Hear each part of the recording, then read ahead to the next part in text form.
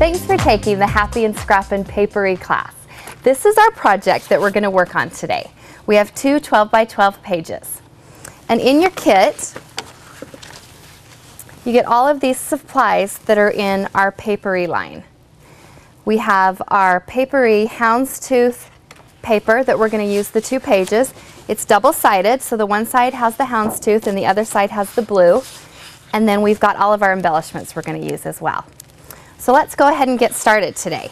The first page we're going to work on is the back side of the houndstooth paper, which is the blue side. But what you want to make sure, you're going to cut off the bottom strip of the paper. You don't really want that on your layout. And you can choose your paint. We're going to do the painting first, so we can kind of set it aside and let it dry while we work on the rest of the pages. I'm actually going to use the cornflower paint today for this project. You just want to squeeze a little bit out on your palette. Go ahead and use a foam brush. And you're just going to brush it right onto your paper. Now you can see you can do whatever width you'd like to. It's very easy for you to just kind of go with it. Go with what you'd like. We've got a thinner strip on this page. If you want to do a little bit thicker around the edge, that's up to you. There's no right or wrong way to do this. Okay, once you've painted around the edge of your first page, then we're going to take the second page and paint on that as well, so that can be drying. And the second page we're actually going to paint on the front of the houndstooth paper. And again, you decide the thickness you want. I painted on about 4.5, 5 inches of a width here, and just dry brush it on. If you want to see some of the houndstooth behind it, that's fine too. Put on as much as you want to. You can leave the edges straight or just kind of dry brush it on a little bit ragged so it looks a little bit more distressed. All right, once your paint has dried completely, we're going to go ahead and work on the first page. Now for this first layout, you're going to want to pick out at least 2 photographs that you want to use. And I think for the design of this page, you're going to want to use a vertical and a horizontal picture is going to work best with this layout. And once you've decided kind of the placement where you want to put them, go ahead and glue those onto your page. After you've glued your photographs into place, then you're going to take your spiral journaling notebook. And you want to open this out. You've got a lot of options. This is our Mocha. A lot of different options to use. You don't have to use the same one we used on the example, but go ahead and pull one out. And I like to keep the ragged edge on there. I know some people like to trim off this edge, but I really like it. I kind of even like to bend it down, make it look a little bit ragged. It gives a little bit more dimension to your page. So I'm going to go ahead and glue that down to the bottom of my photograph, and we'll journal on that a little bit later. Okay, once you have that in place, now you're going to go ahead and punch some circles to use for embellishments. And I'm going to use our circle punch today. I'm going to punch a circle out of the Mocha paper that is a brown on one side. I want a brown circle.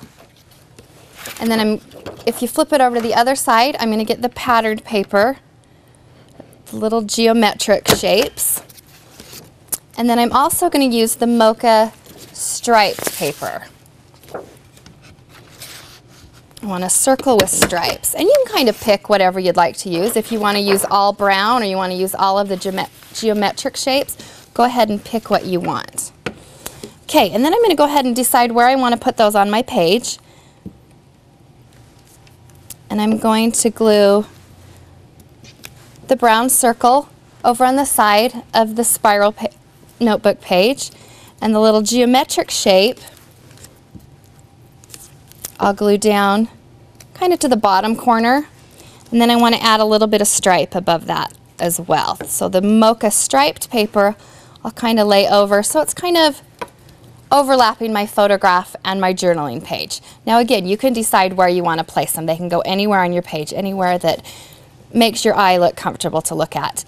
Okay, then we're going to add some alphabets to this page as well.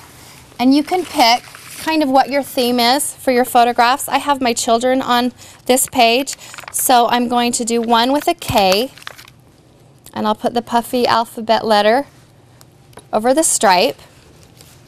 Circle, and then I'll do a B for my son, And again, they're larger than the circle, but I like the dimension it gives to it.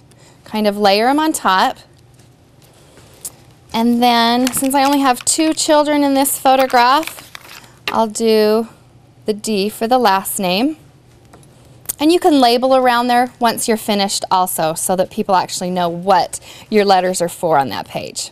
Okay, once you have the alphabets down that you want, now we're going to go ahead and embellish it a little bit more with our dimensional stickers and also some of our brads that come with the papery line. So the dimensional sticker I'm going to choose is the Remember When, and it comes in layers. There's about 3 layers to the dimensional sticker. Just peels right off. They're already stacked with pop dots under there, so you get that added dimension as well. I'm going to go ahead and lay that down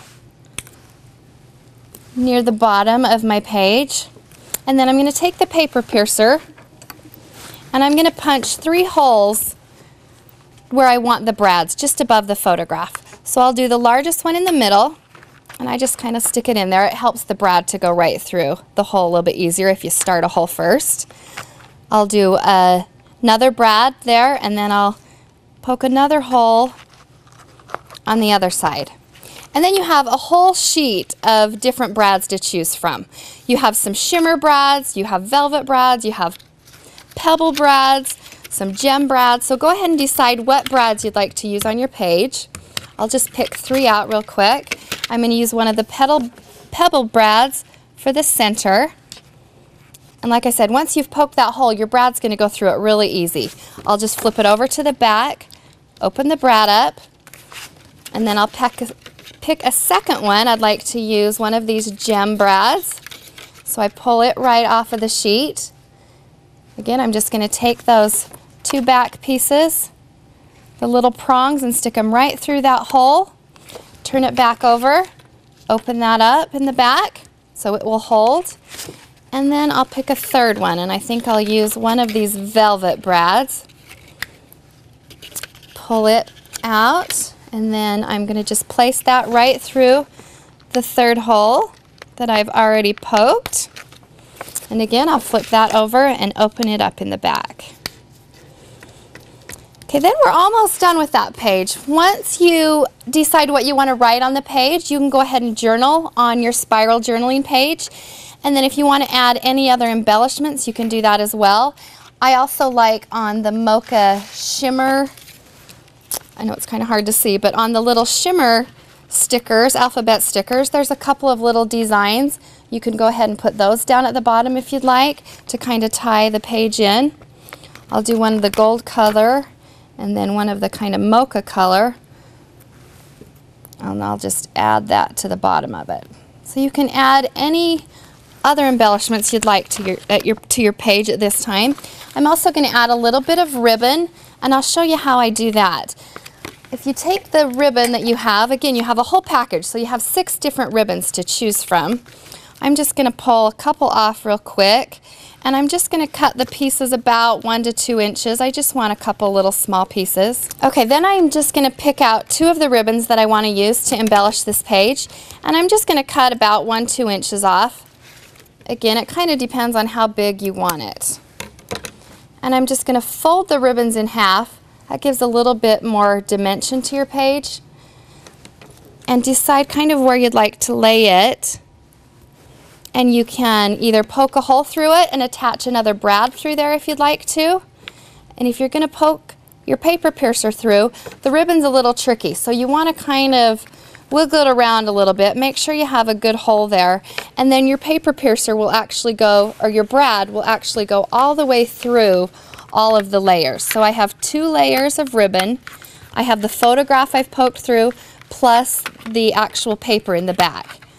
And so once you get that through there, just poke it through again, and that holds your ribbon in place. Flip it over to the back. I'm just going to open that brad, make it nice and tight. Okay, then if you want to add any more ribbons, you can kind of just decide where you'd like to put it.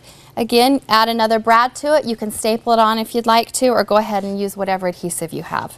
So that page is pretty much finished. Again, you can just kind of embellish it the way you want to, add any more any journaling that you'd like onto the page. But we're going to go ahead and set that one aside and start on the second page.